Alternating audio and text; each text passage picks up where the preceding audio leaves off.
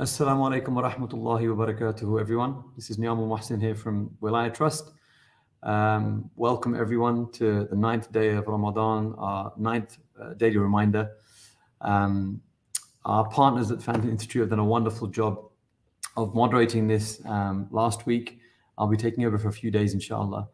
As ever, we have a scholar to deliver a reminder. Today's scholar is Shaykh Sohail Hanif, who is currently the Chief Executive Officer of the National Zakat Foundation and was formerly an academic director at Cambridge Muslim College. So without any further ado, I'll pass it over to Shaykh Sohail, inshallah.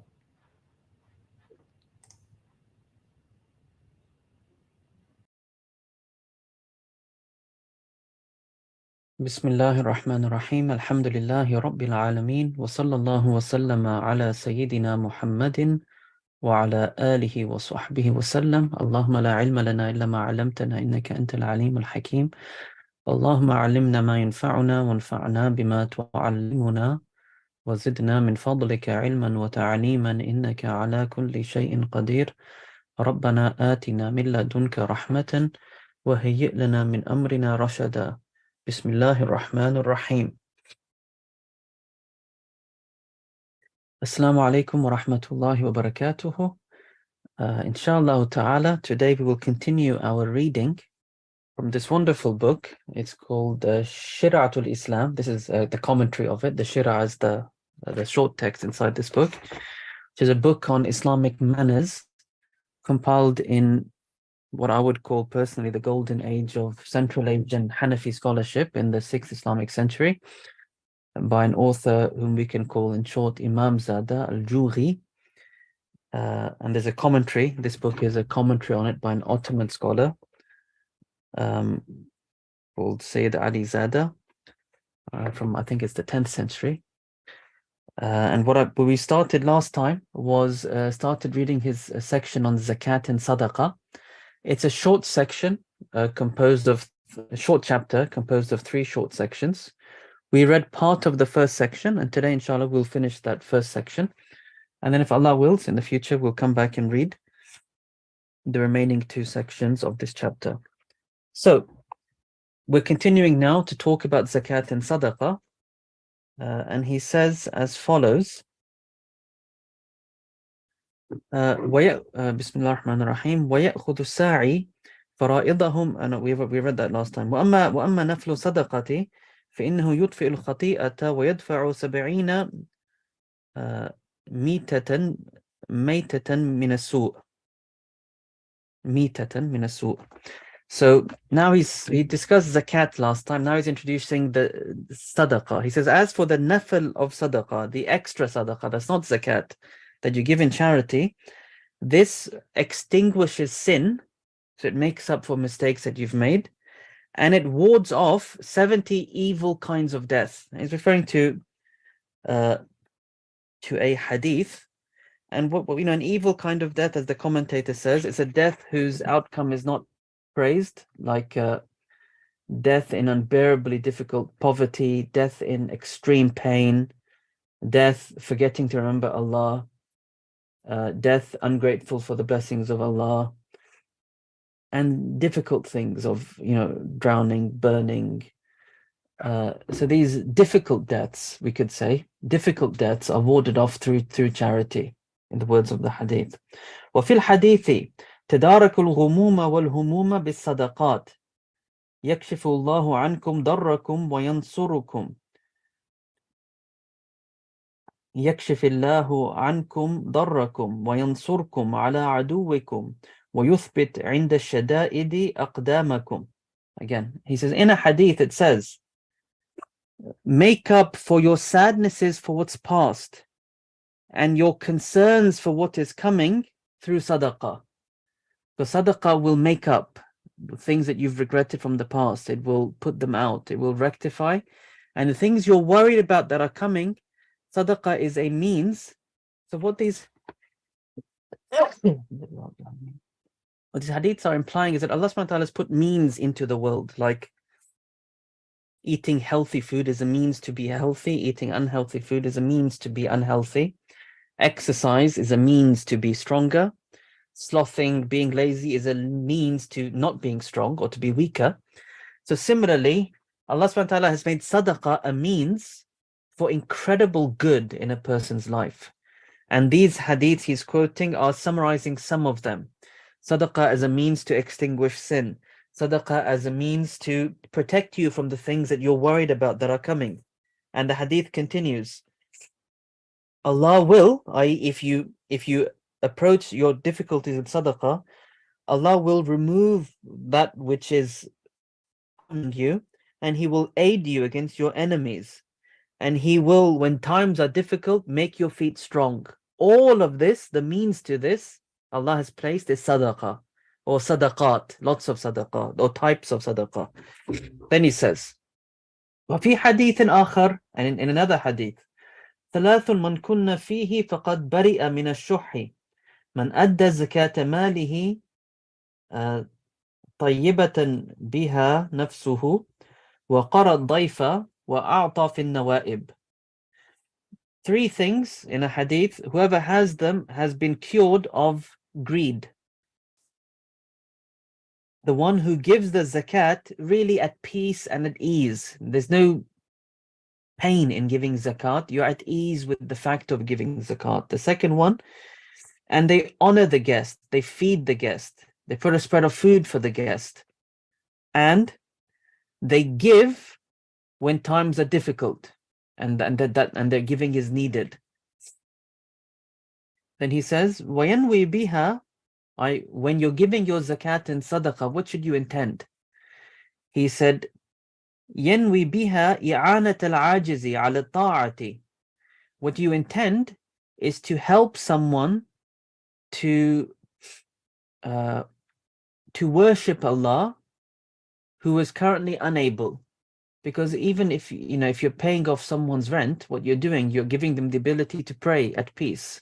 Otherwise, it's hard to pray at peace when your family is in stress and you don't know where you're going to live. It's hard to have peace of mind. It's hard to have dhikr, that's safi. It's hard to do many things.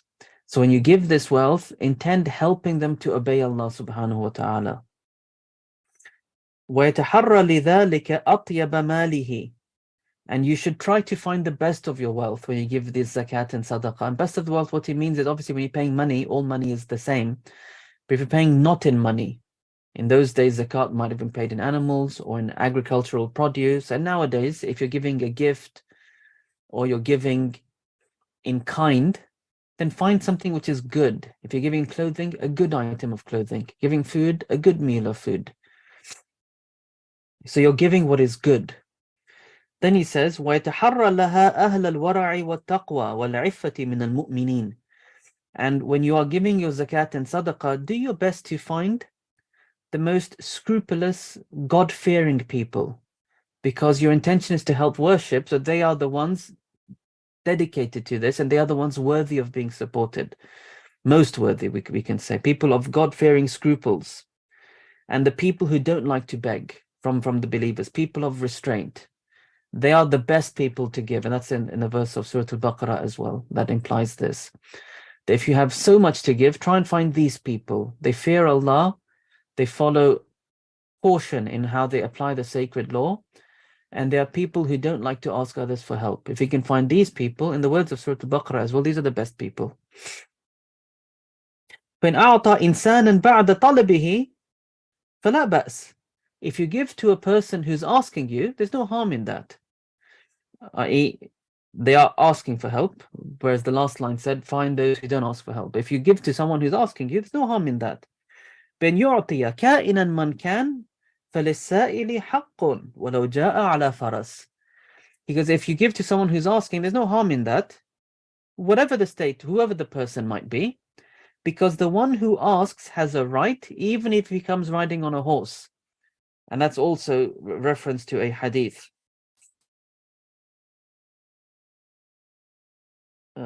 But the particular hadith, I think came earlier, the commentator doesn't give the full wording of it, but give the person money even if he came riding on a horse. You don't know what his need is. Riding a horse meaning, he's got a nice riding beast. You don't know what the need is. He's saying, I have a problem, can you help me? So he has a right to be helped. وَلَا يُرُدُّ سَائِلَ بِحَالٍ. بحال ما, and in no state should you send back and reject to help someone who's coming asking for help. وَلَوْ بِرَدٍّ جَمِيلٍ, even if all you do is send them back kindly, that kindness is still a good response. So just please help me, say something. He'll give you some examples of what is a kind response. If that's all you're going to give is just kind words, at least that, give him that much or her that much. Or بِبَذْلٍ شَيْءٍ يَسِيرٍ, or to give them something just even little, but give them something. There were those who've come asking for your help. وَلَا يُعْطِي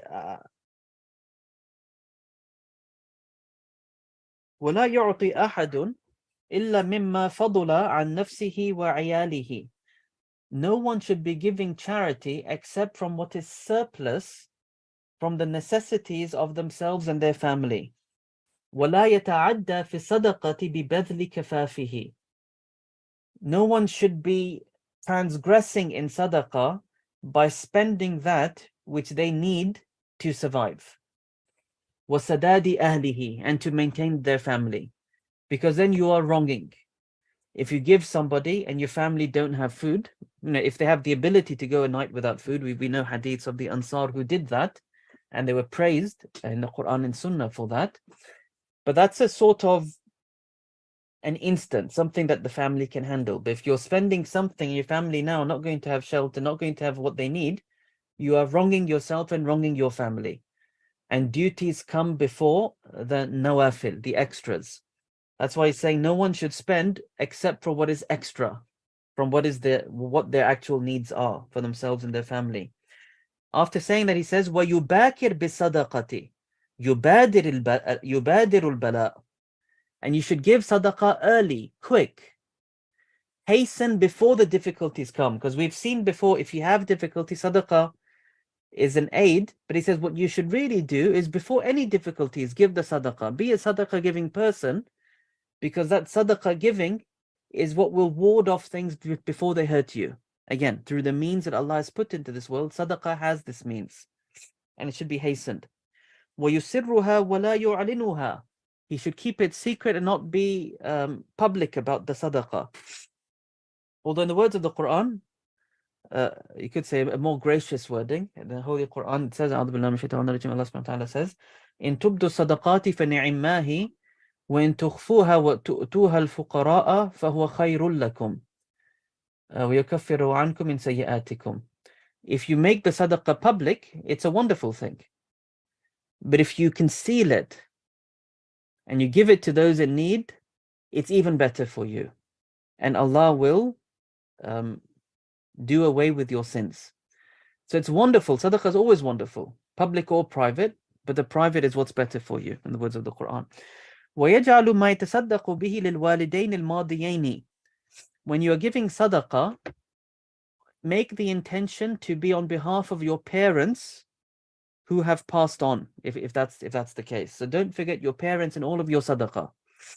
وَلَا يَنْهَرُ سَائِلًا عَنْ بَابِهِ فَيُعَذَّبُ فِي النَّارِ أَلْفَ سَنَةٍ. Referring to a report here.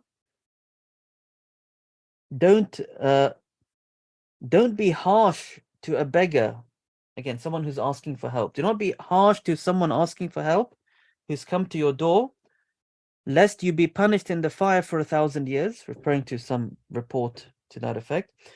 وَلْيَقُلْ إِذَا لَمْ يَجِدْ شَيْئًا رَزَقَنَا اللَّهُ وَإِيَّاكَ. And he should say, if he can't find anything to give at the door, again, as an example of what he called Radd Jamil, a nice response, he should say, may Allah provide for us and you. Again, it's a prayer. You've offered something. وَلَا يَقْطَعُ عَلَى سَائِلٍ سُؤَالَهُ بَلْ يَرُدُّهُ بِبَذْلٍ أَوْ بِلَطِيفِ رَدٍّ. Don't cut the beggar off. Don't cut the person off who's asking you. Rather, send him back by giving him something or by gentle words. Don't just, don't be like that. Give something, some listening, a thing, even if it's little, or some kind words. ويغتنم سؤال السائل على بابه فمنهم من كان يسيء الظن بنفسه إذا لم يأته سائل أو نزيل أو زائر. He should really consider fortunate, he should really hasten to benefit from the questioning of the questioner, or the begging of the beggar, or the asking of the asker who comes to his door, because from those pious people who went before were those who would think bad of themselves if a beggar never came to their door, or someone who wants to stay as a guest never came to their house, or if a visitor never came to knock. They would think little of themselves, like, why am I so miserly in reputation and no one's coming to visit me now? And he quotes a story here, the commentator, they say that Ali radiallahu anhu cried. People said, what makes you cry? And he said, a guest hasn't come to my house in 7 days. I'm afraid that Allah has belittled me. So you should consider it an opportunity if someone comes to your door, whether to ask for money, whether to ask to stay, whether to come to visit. These are opportunities that Allah has sent, and rather it's the lack of opportunity if none of this is happening. وَلَا يُحْصِي عَلَى السَّائِلِ مَا يُعْطِيهِ. And you shouldn't be counting what you've given as if to say, this is how much I'm doing you a favor. Never ever. وَلَا يَتَوَقَّعُ مِمَّنْ يَتَصَدَّقُ عَلَيْهِ جَزَاءً وَلَا شُكْرًا وَلَا ثَنَاءً. And you shouldn't be expecting from those whom you're giving sadaqah anything in return, nor a thanks, nor a praise. Because then you want something in return. That's not the point.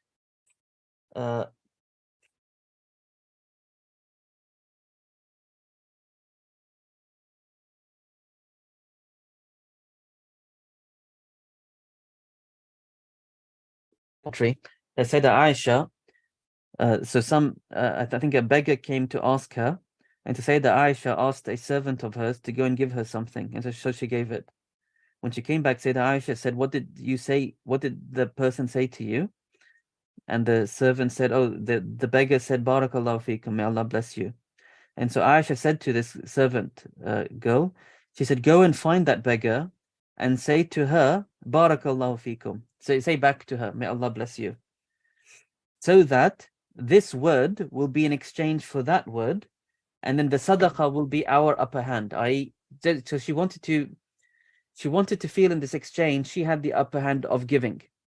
Whereas when the prayer came in return, it was like an exchange, money for a prayer. And that's why she said, okay, go back and say a prayer back to her, so at least we can say we've done sadaqah on her. It just shows you their eagerness. Something I read once as well, but I have to remember in a fiqh book.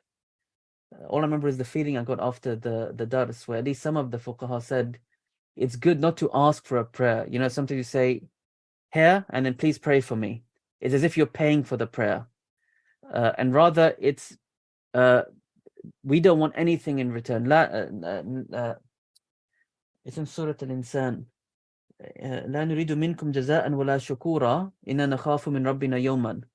We don't want from you any thanks or anything in return. Nothing at all. We're just giving for the sake of Allah subhanahu wa ta'ala. And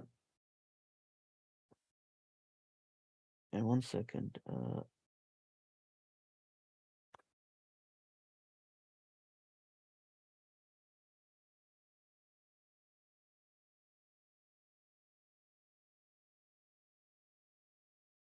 وَيُعْتِ بِيَدِهِ بِلَا وَاسِطَةٍ. Give to the beggar with your hand without any intermediary. He says in the matan. It might go against the last story, but that story might have had a circumstance.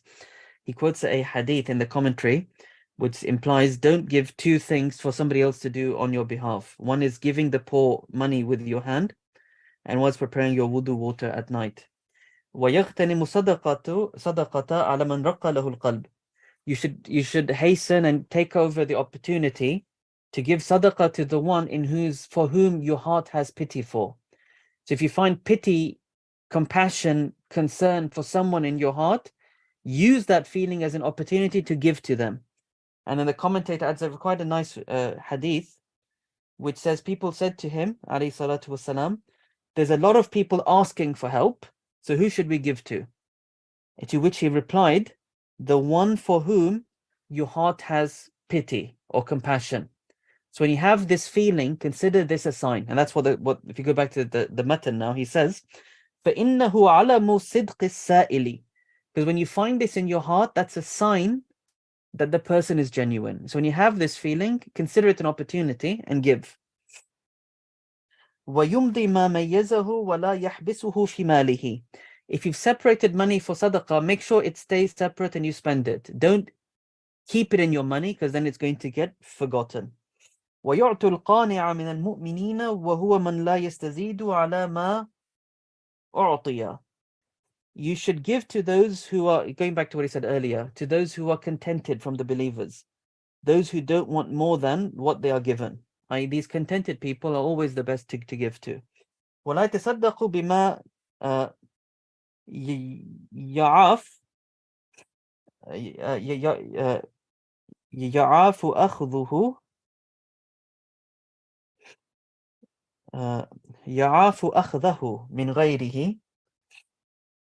He should not give sadaqah from that which he himself would find displeasing to receive in return. So if you don't like something, don't give something you yourself wouldn't accept, you yourself wouldn't want. And that's also in the words of the Holy Quran. لا تيمموا الخبيث منه تنفقون, in Surah Al-Baqarah. Oh, you believe, don't find out the repulsive things that you yourself don't like. Don't give those things in sadaqah. Rather spend of what is good. In the Holy Quran, that's what he's summarizing here. بَلْ يَخْتَارُهُ لِنَفْسِهِ. Rather spend of something you would like for yourself. وَلَا يَسْتَرِدُّ مَا تَصَدَّقَ بِعِوَضٍ وَلَا بِغَيْرِ عِوَضٍ بِابْتِيَاعٍ أَوْ اسْتِيهَابٍ. Don't seek something,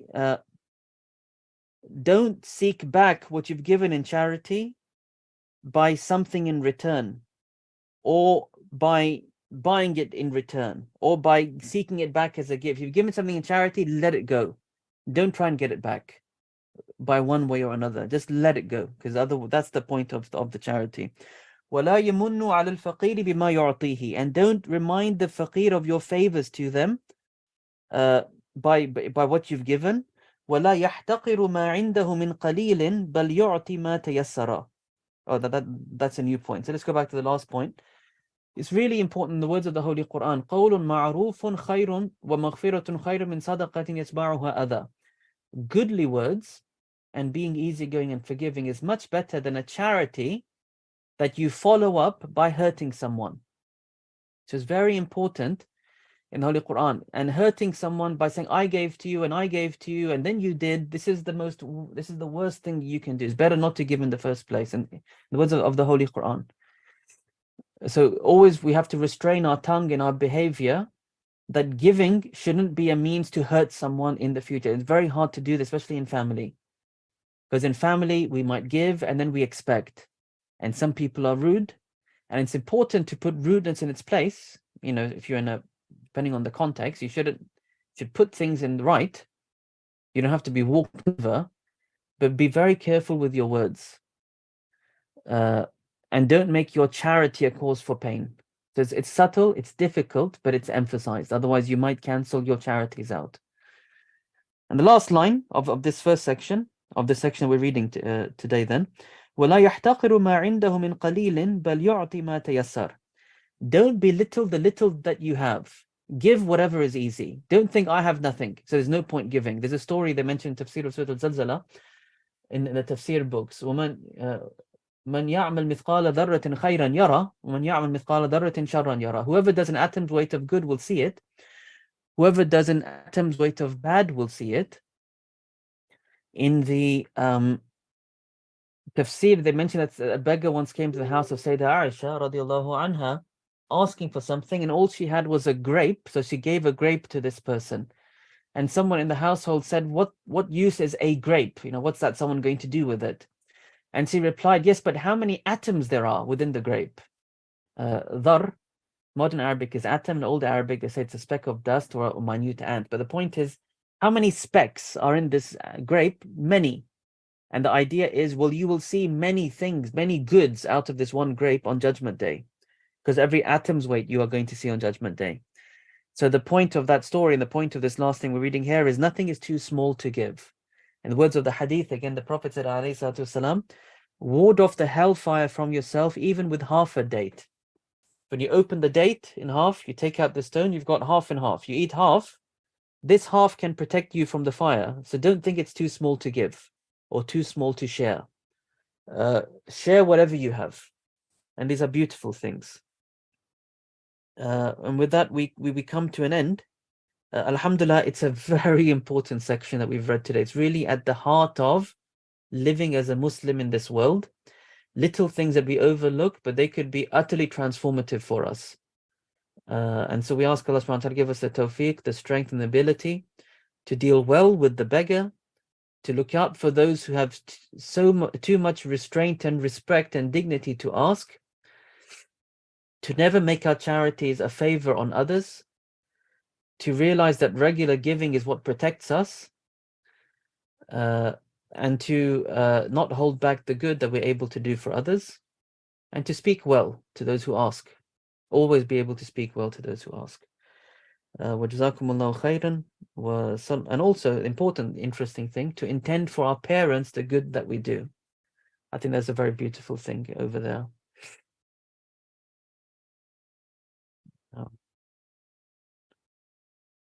وصلى الله تعالى على سيدنا محمد وعلى آله وصحبه وسلم والحمد لله رب العالمين. جزاكم الله خيرا والسلام عليكم ورحمة الله وبركاته.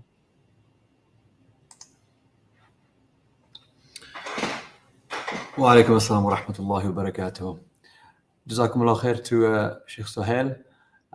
We won't have a live Q&A as we typically do. Shaykh Sohail unfortunately couldn't join us live today, but he recorded that for us especially. So inshallah we'll be able to see him later this Ramadan. Inshallah we look forward to Shaykh Thaqib tomorrow to continue with the theme of the believer. And I believe the theme tomorrow is trusting in Allah.